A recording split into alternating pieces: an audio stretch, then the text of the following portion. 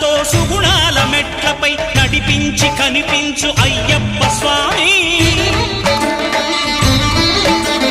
మకర సంక్రాంతి సజ్జోతివై అరుదెంచి మహిమలను చూపించు మణికంఠ స్వామి.